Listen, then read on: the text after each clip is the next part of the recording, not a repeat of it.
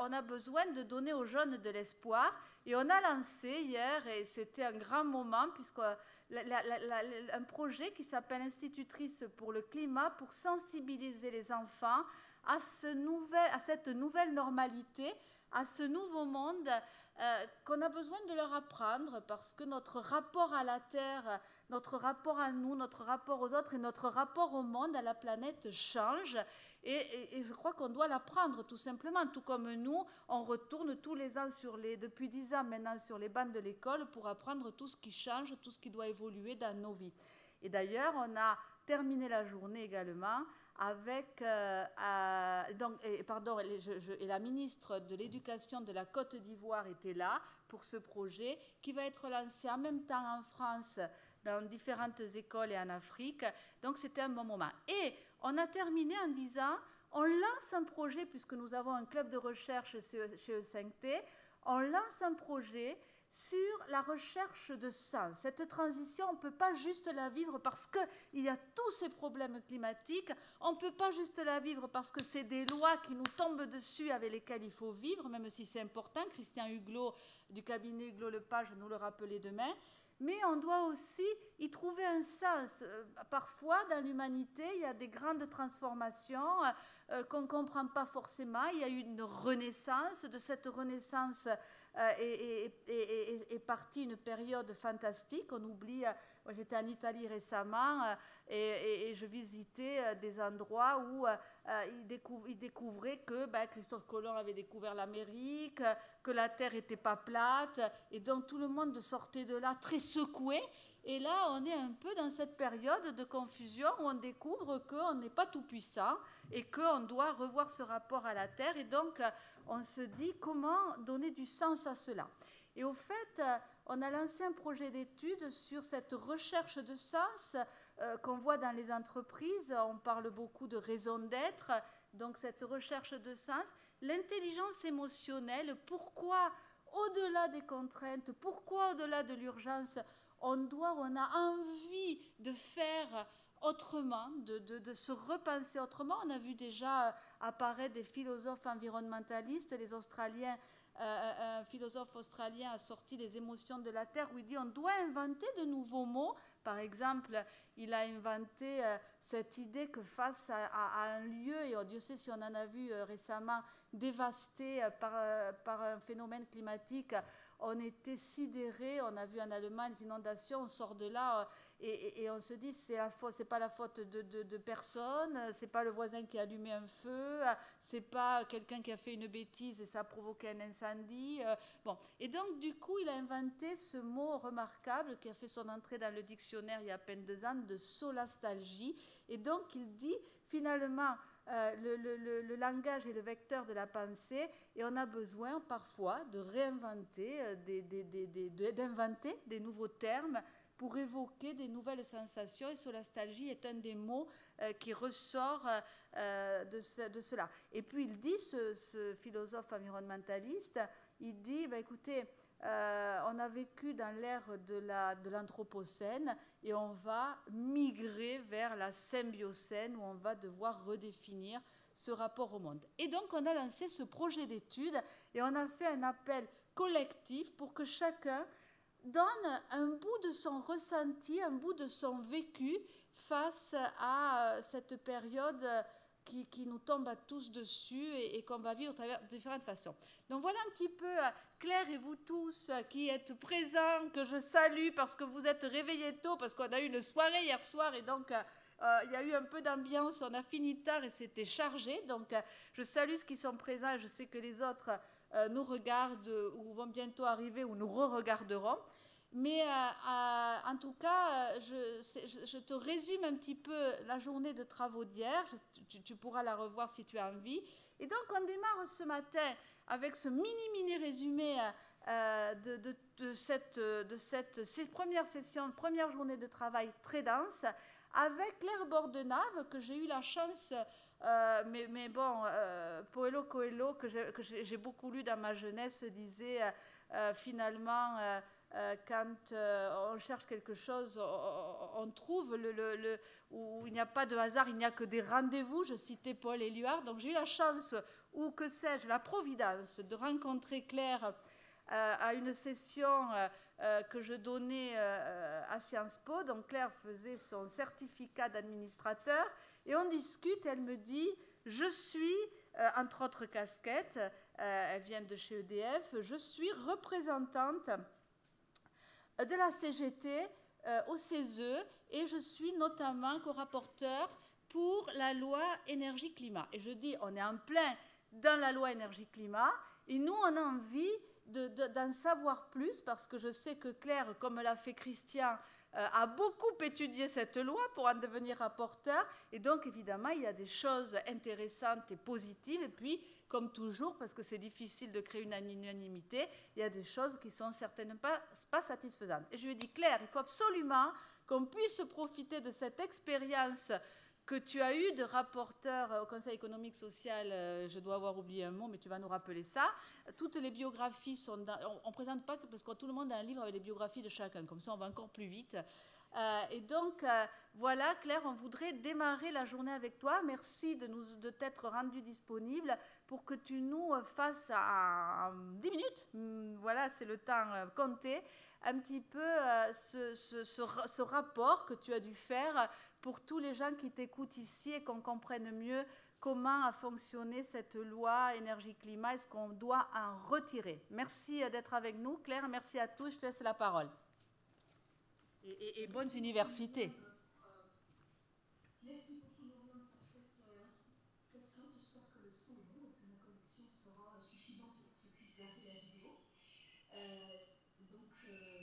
Je suis très contente que Santé nous ait invités pour partager avec vous les conclusions du CESE. Donc, le CID, c'est le Conseil économique, social et environnemental, puisque le et environnemental a été ajouté au Conseil économique et social après le Grenelle de l'environnement.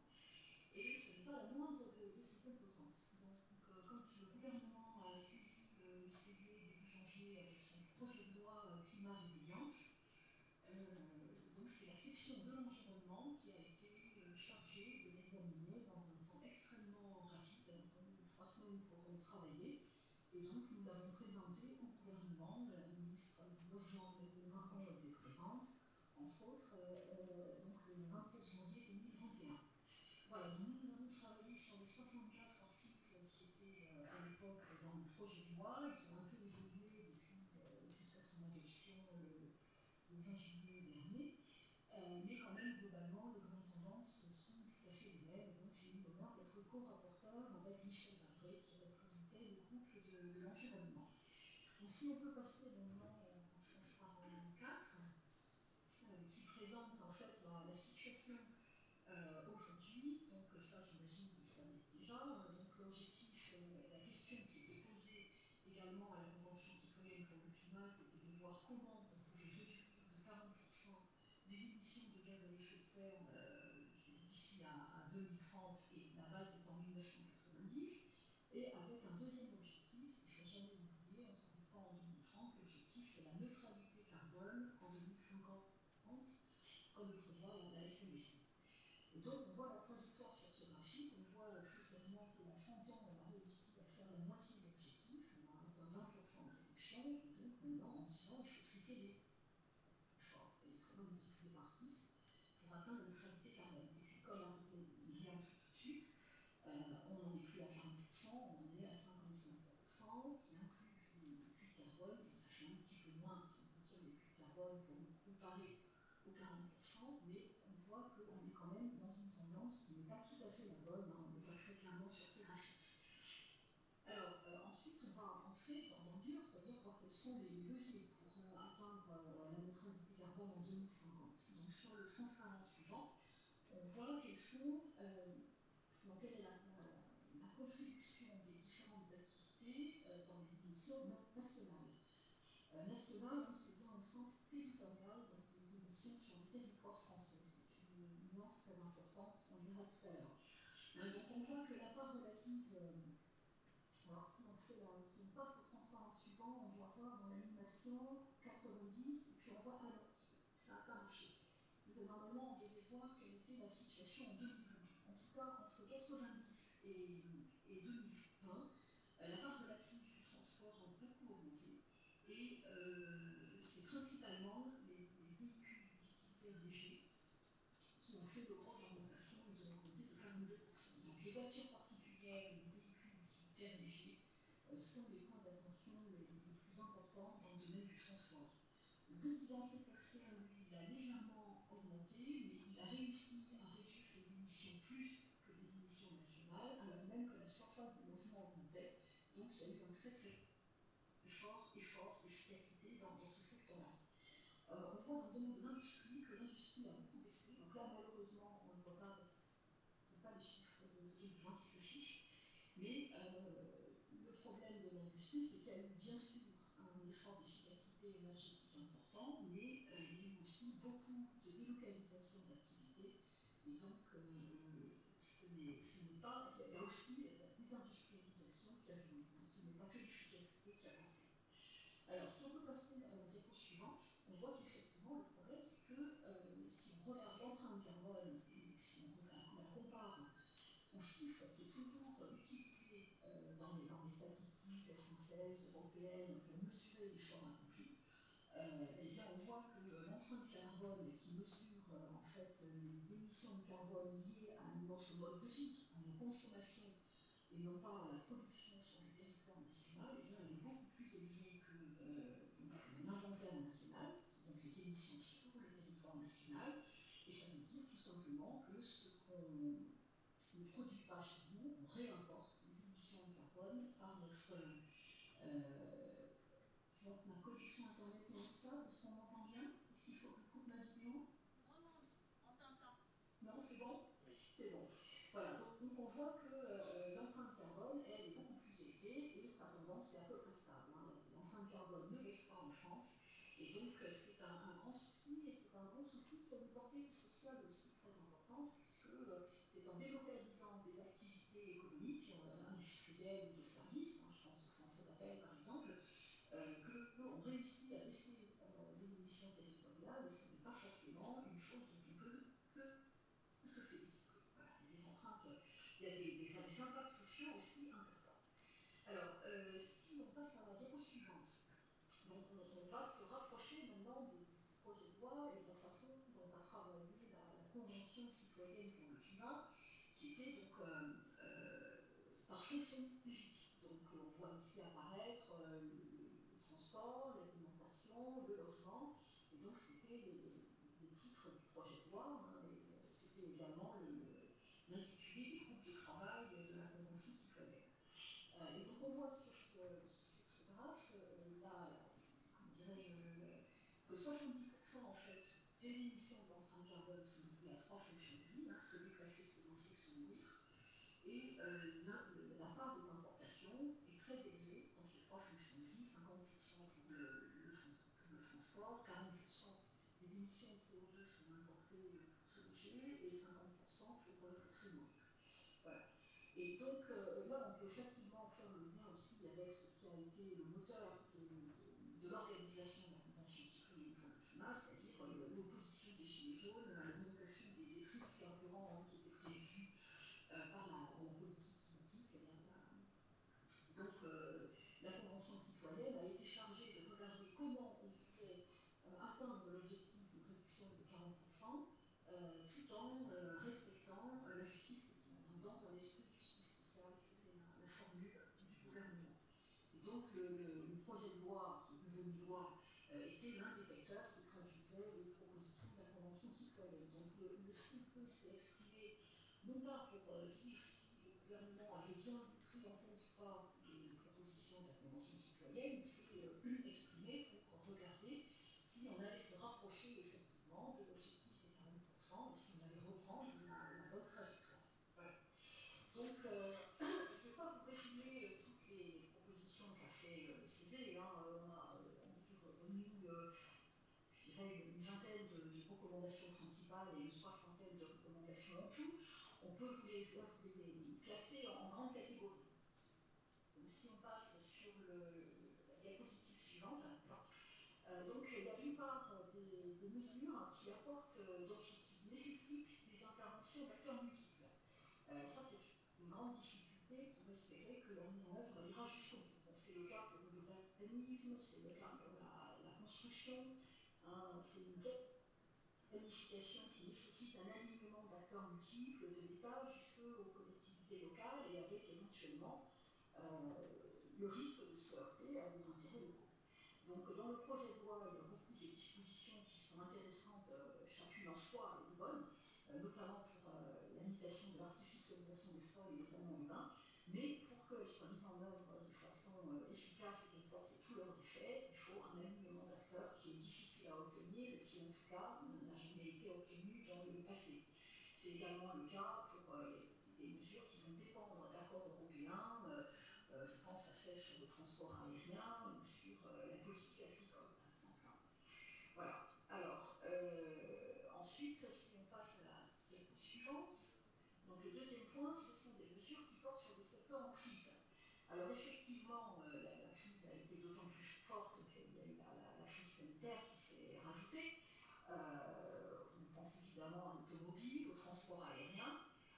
Il y a eu des mesures de sauvegarde d'urgence pour ces secteurs-là, qui ont été mises en place par le gouvernement avec le plan de relance, et qui ont été des mesures qui ont différé les efforts pour l'environnement. Bien entendu, il y a des très bonnes raisons de prendre ces mesures d'urgence, mais comme ce n'est pas uniquement la France qui est en crise dans ces secteurs-là, mais au niveau européen, le CESE a estimé que ça aurait été l'occasion d'avoir un alignement des politiques internationales sur les exonérations de taxes, par exemple sur le kérosène, pour que la concurrence redevienne plus, je veux dire, loyale entre les différents modes de transport, puisqu'aujourd'hui, le transport ferroviaire est de loin défavorisé par les exonérations de taxes.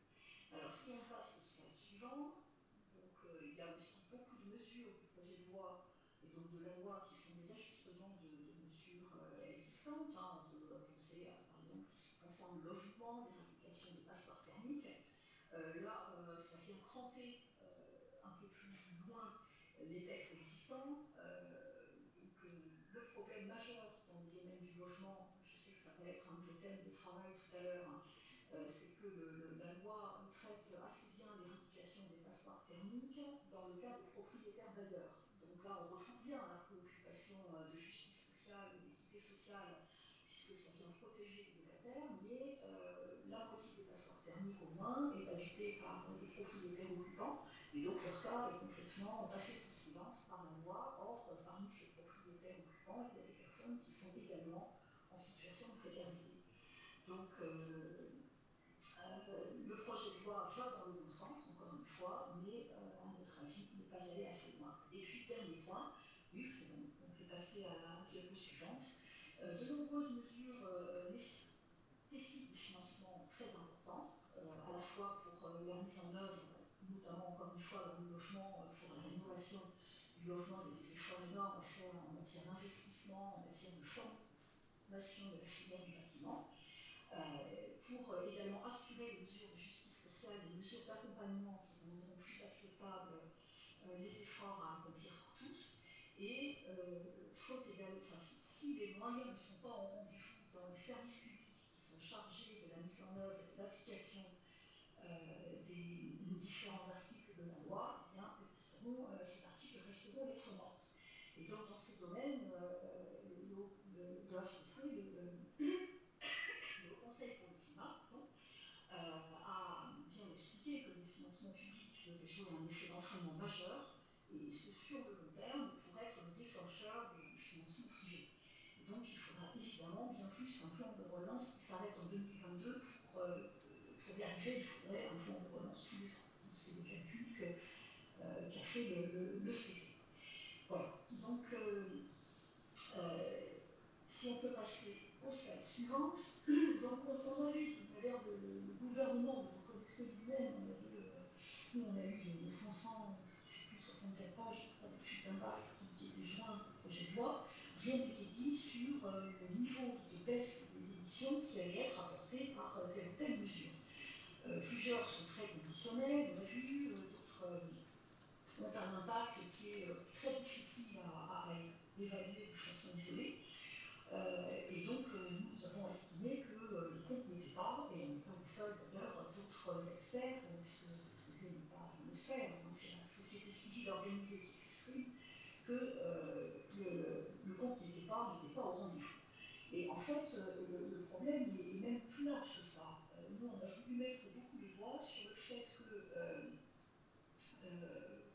on arrivait en fait à la limite d'un modèle de développement qui était le modèle de développement depuis 50 ans, qui nous permettait d'avoir eu un léger décrochement entre l'évolution du PIB et l'évolution des émissions de CO2, mais qu'on arrivait à une sorte de stagnation.